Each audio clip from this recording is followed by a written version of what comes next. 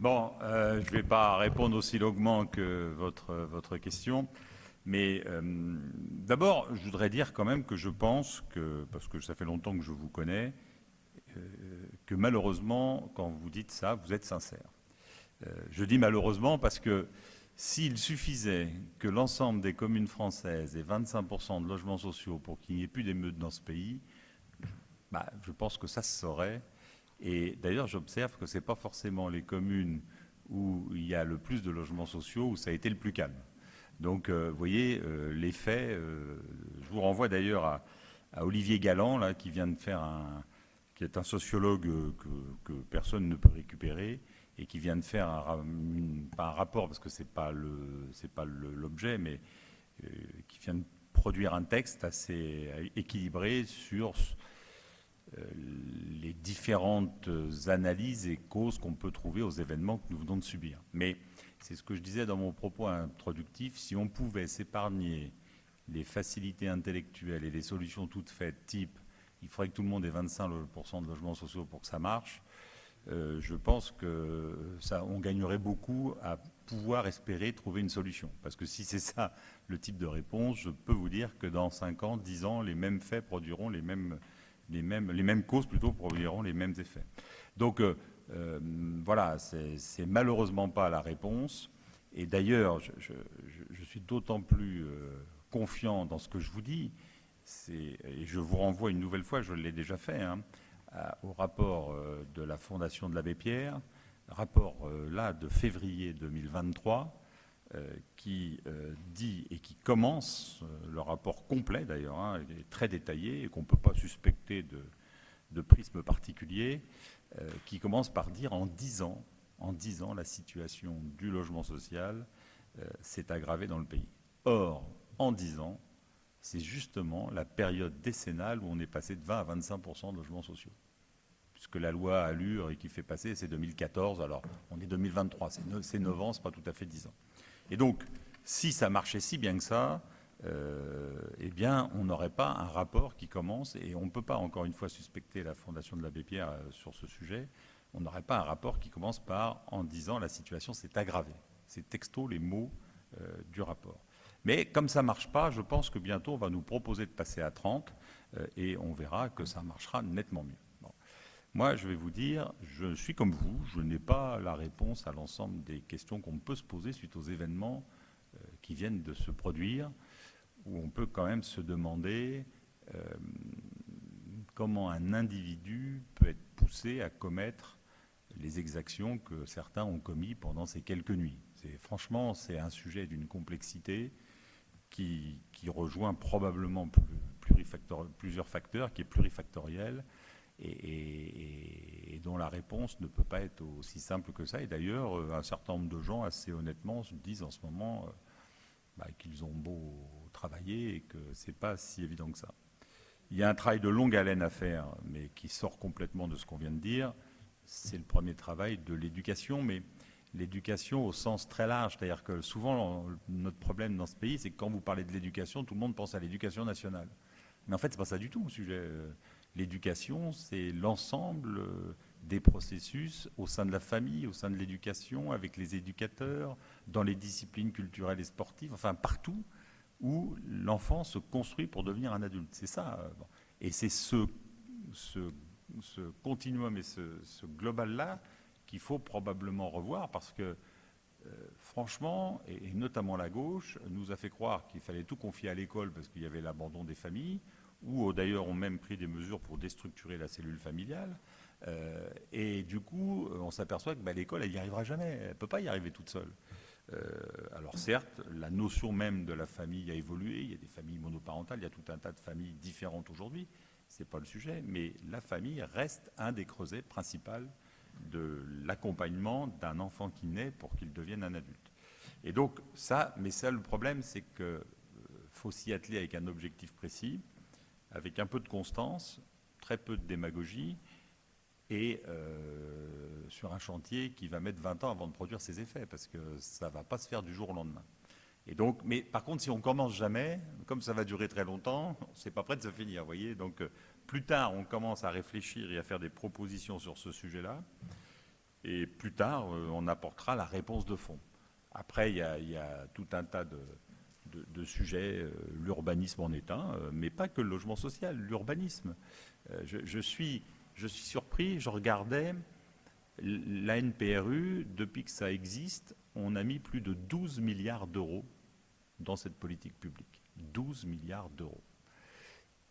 C'est avec cet argent-là qu'on est en train de déconstruire et de raser l'urbanisme des années 70 et 80 qui a été très impactant, pour ne pas dire autre chose, pour un certain nombre de populations.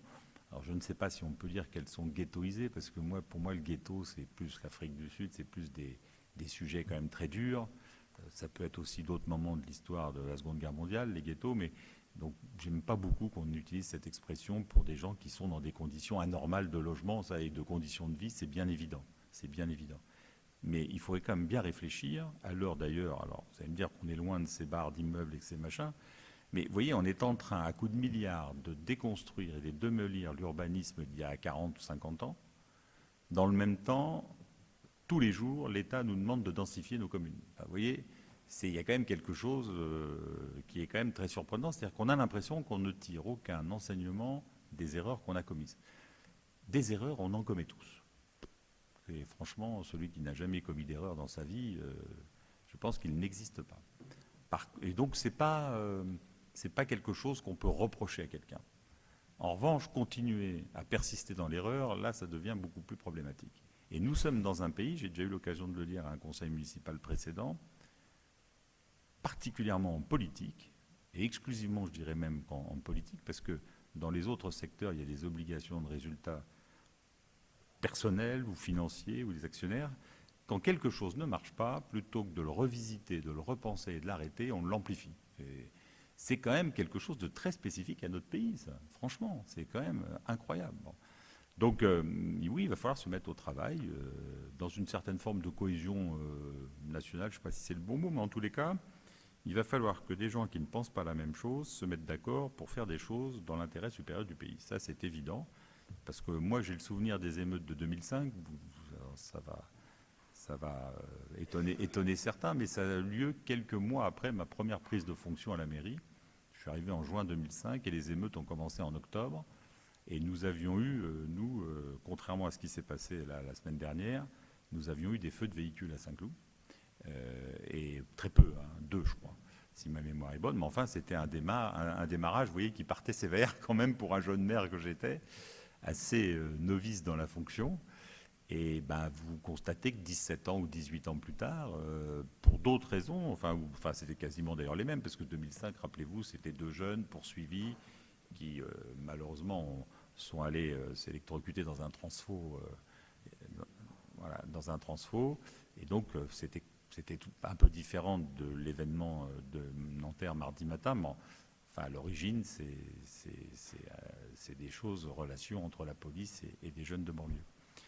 Et ben, 17-18 ans plus tard, on est passé à 25%, on a multiplié les péréquations, enfin, on a fait plein de trucs, et on s'aperçoit qu'on est toujours dans une situation aussi tendue, aussi déséquilibrée, et qui produit des étincelles qui ont les mêmes effets. Donc il faut vraiment qu'on réfléchisse autrement. Ça, je suis d'accord avec vous, il faut vraiment qu'on réfléchisse autrement. Mais en revanche, si on pouvait reconnaître que ce qui nous donne bonne conscience ne fonctionne pas, et donc qu'on revisite et qu'on soit créatif sur autre chose, je pense que franchement, on aurait des chances d'aboutir à une vraie réponse.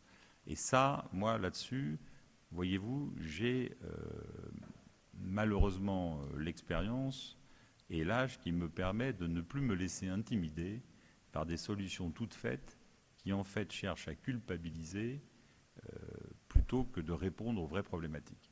Et je vais vous prendre un parallèle qui va peut-être vous choquer. Mais pendant 30 ans, les écologistes nous ont fait la morale sur le nucléaire. Pendant 30 ans. Et regardez ce à quoi ça nous a amené à rouvrir en France, en novembre 2022, une usine à charbon. C'est quand même formidable, ces gens-là. Bon. Ils avaient un bon diagnostic, mais malheureusement, ils apportaient les mauvaises réponses. C'est d'ailleurs ce que disait Laurent Fabius en 1984, en parlant de Jean-Marie Le Pen. Il disait, il pose un bon diagnostic, mais il apporte les mauvaises réponses. Laurent Fabius, Oui, les bonnes questions. Laurent Fabius. Eh bien là, tout ce qu'on nous vend sur ils n'ont pas de chance, enfin le discours, je sais que c'est votre ami, mais de Sandrine Rousseau sur l'excuse de pauvreté, mais je vais vous dire, c'est indigne. C'est indigne, elle n'a jamais été pauvre, cette femme. C'est indigne de penser que quelqu'un qui est pauvre va obligatoirement être délinquant. Mais moi, je serais... enfin, on n'a pas le droit, bon, donc je ne dis rien, mais c'est quand même un vrai scandale que j'espère qu'elle le fait par souci de faire le buzz et qu'elle ne le pense pas. Parce que si elle le pense, c'est vraiment très grave. C'est vraiment très grave. Et je ne sais pas ce que c'est, mais en tous les cas, je vais vous dire, il y a beaucoup plus de dignité dans les yeux de gens qui sont défavorisés que dans certains parvenus. Voilà, c'est ça la vérité. Et donc, aller dire à des gens, vous êtes pauvres, c'est normal que vous soyez délinquant et que vous allez piller un magasin, mais c'est la négation de la condition humaine. Mais c'est d'une stupidité, c'est franchement, je ne sais pas. Et donc, nous avons, comme nous avons eu pendant 30 ans une culpabilisation avec l'écologie, nous avons les mêmes phénomènes sur ces comportements délictueux. Bon. Ça ne veut pas dire qu'il ne faut pas réfléchir, mais en tous les cas, ce n'est pas en nous faisant la morale et en nous culpabilisant qu'on va trouver les vraies réponses. Parce que du coup, personne ne se met à travailler sérieusement. Donc, moi, là où je vous rejoins, c'est que c'est un sujet d'une énorme complexité. Et je ne parle pas de l'événement de mardi matin, hein, je parle du déclenchement de violence que ça a généré. Il faut bien qu'on soit d'accord. Hein. Bon. Moi, j'ai dit un peu dès lundi ce que je pensais de tout ça, etc. Donc, je ne reviens pas là-dessus. Mais franchement, il faut vraiment revisiter ce qui ne fonctionne pas. Et des choses qui ne fonctionnent pas dans ce pays qui a pourtant des talents énormes, un potentiel de dingue. Regardez ce qui est en train de se passer avec les composants électroniques. Le nouvel or, c'est maintenant les matériaux de matières premières qui vont être utilisés pour ces composants. On s'aperçoit qu'on peut en avoir dans nos sous-sols en Europe et peut-être même en France. Ça va inverser complètement la donne. Pendant des années, le pétrole a fait la richesse de beaucoup d'États dont on parle souvent, qui n'arrivent pas à gagner la Champions League d'ailleurs, mais dont on parle souvent, mais qui dépensent des millions à tort et à travers. Bon. Eh bien, les métiers de demain, les richesses de demain seront probablement complètement différentes parce que la géographie des matières premières va changer. Ça va induire des changements de comportement dans notre société. Il faut qu'on s'y prépare dans le cadre de la formation de nos jeunes, dans le cadre de la capacité de notre recherche et de notre développement. Vous voyez, c'est regarder l'état de l'enseignement supérieur dans ce pays. C'est une catastrophe. C'est une catastrophe. L'autonomie des universités, c'est une rigolade. Ça ne fonctionne pas. Il n'y a pas une université qui a le moindre fifrelin pour faire quoi que ce soit. L'enseignement supérieur privé, c'est un modèle économique qui est à bout de souffle. Donc, il y a plein de pans entiers qu'il faut revisiter pour sortir de cette situation et faire en sorte que ces phénomènes-là, il y aura toujours, malheureusement, dans notre société, des gens délinquants, mais dans des proportions qu'il faudrait essayer de minimiser. Mais je pense que, tout comme dans tout processus éducatif, quand vous pensez qu'on est dans un pays où on a légiféré pour éviter de donner une fessée à un môme dans son cercle familial, je me dis que ça va quand même pas très bien. Franchement, quand c'est ça les seules préoccupations de nos parlementaires et de notre... Enfin, je ne parle pas du gouvernement d'aujourd'hui, parce que je crois que c'était avant sous François Hollande. Mais enfin, on se dit, bon, vous savez, dans les processus éducatifs, les limites, ça existe. Et pareil aussi dans la société. Donc, il faut retravailler et il faut sanctionner à un moment ceux qui sont hors des clous et les sanctionner réellement. On ne peut pas continuer à avoir une impunité sur des comportements. Le problème des minorités, pardon, pas des minorités au sens raciste, etc., mais des minorités au niveau de l'âge, quand on n'est pas majeur, hein, qu'on ne se méprenne pas sur ce que je dis. Ça devient un vrai sujet. Quand vous voyez qu'on interpelle, y compris même à Saint-Cloud, des gamins entre 12 et 14 ans. Bon, évidemment, ils sont complètement couverts par la loi. L'avocat du jeune Naël, il est très malin, mais très cynique. Il dit « Je poursuivrai tous ceux qui diront que mon client avait un casier judiciaire ». Il a raison. Enfin, qui n'était pas vierge, bien évidemment. Mais il a raison, puisque quand on n'est pas majeur, on n'a pas de casier judiciaire. C'est les parents qui ont la responsabilité pénale du mineur. En revanche, quand vous interrogez le parquet, il y avait une quinzaine ou 17 convocations et rappels à la loi, enfin des choses qui correspondent aux mineurs. Bon. Peut-être que d'ailleurs s'il avait été sanctionné, l'événement de mardi matin ne serait pas arrivé. Peut-être, je n'en sais rien, mais peut-être. Donc il faut appliquer des sanctions. Nous avons des lois, nous ne les appliquons pas. Il faut appliquer les sanctions quand à un moment quelqu'un... Donc vous voyez, c'est un sujet extrêmement complexe. Moi, je n'ai pas la réponse et je ne prétends pas l'avoir ce soir, surtout pas ce soir en plus. Mais franchement, ce n'est pas avec les moyens dont nous disposons, intellectuels et législatifs, qu'on va régler le problème, parce qu'ils sont, pardon de le dire, et j'en ai pris ma part, j'ai été parlementaire, ils sont inopérants. Moi, je vous le dis, face à la situation, à l'évolution de notre société, à l'accélération de tous les phénomènes, eh bien, ils sont inopérants. Voilà. Et donc, il faut réinventer quelque chose de nouveau.